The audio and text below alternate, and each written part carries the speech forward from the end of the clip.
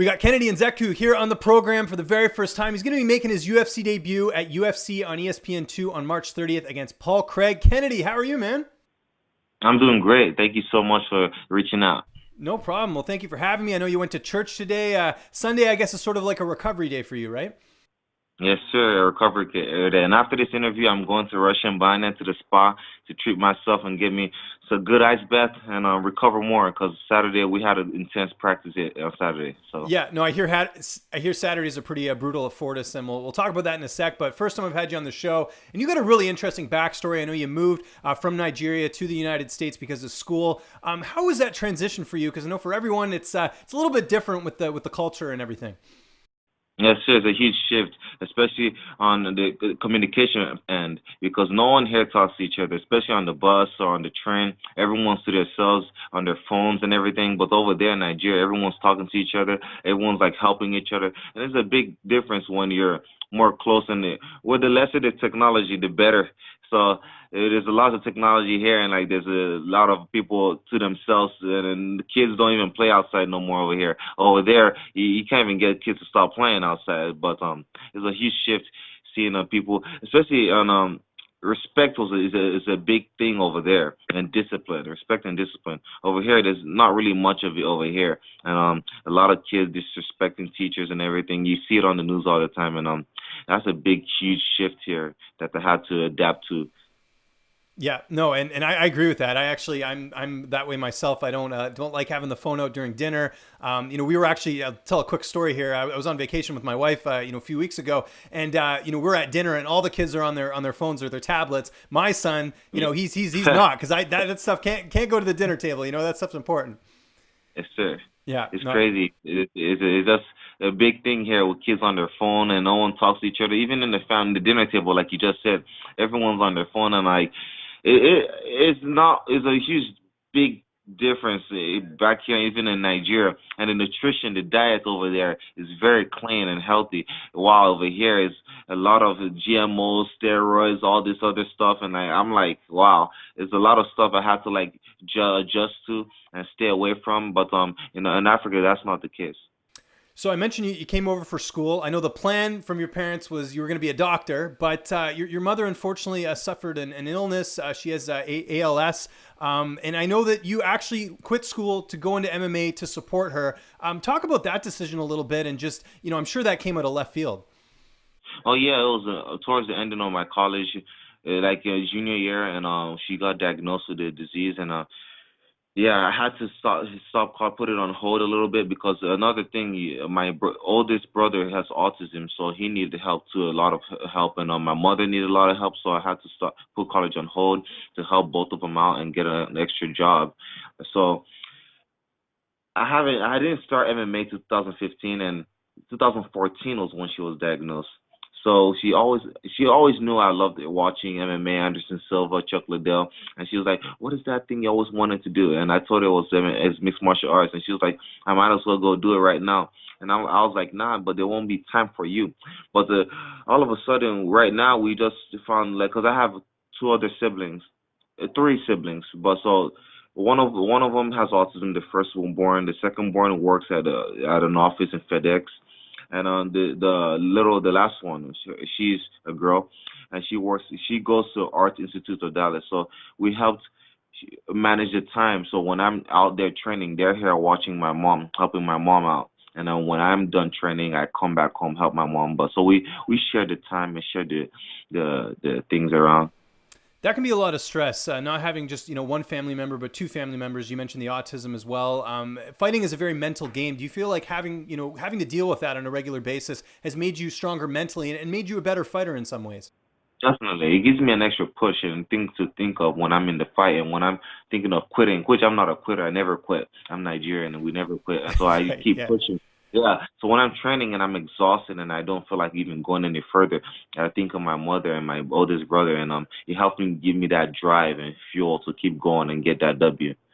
Has it hit you yet? I mean, we're talking here about your UFC debut, that you started the sport, like you said, 2014, 2015, around there. Well, 2015, you just said.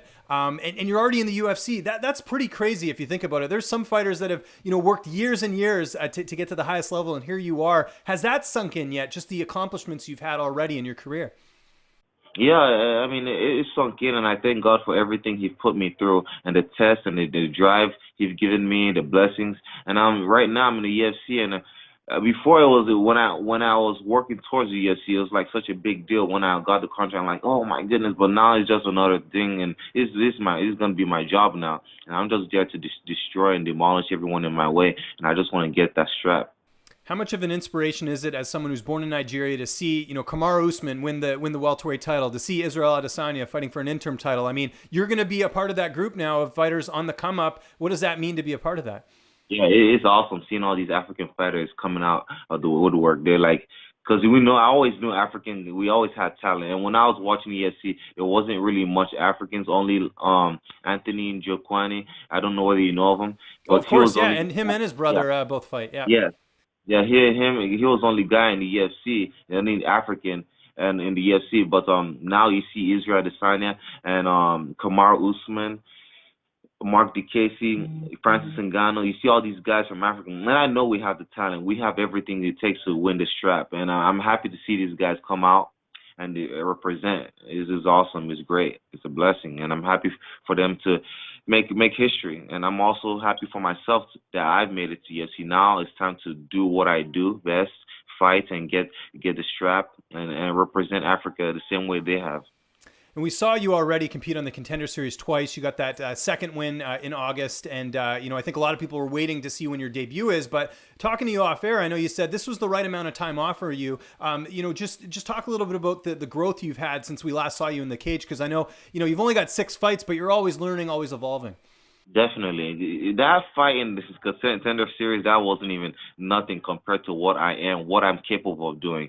Like, it's easy to talk, but you have to really show what you're about. And I'm ready to show what I'm about against this guy named Paul Craig on March 30th at Philadelphia. You guys are going to see the new version of me, and I'm ready to display my skills in the octagon.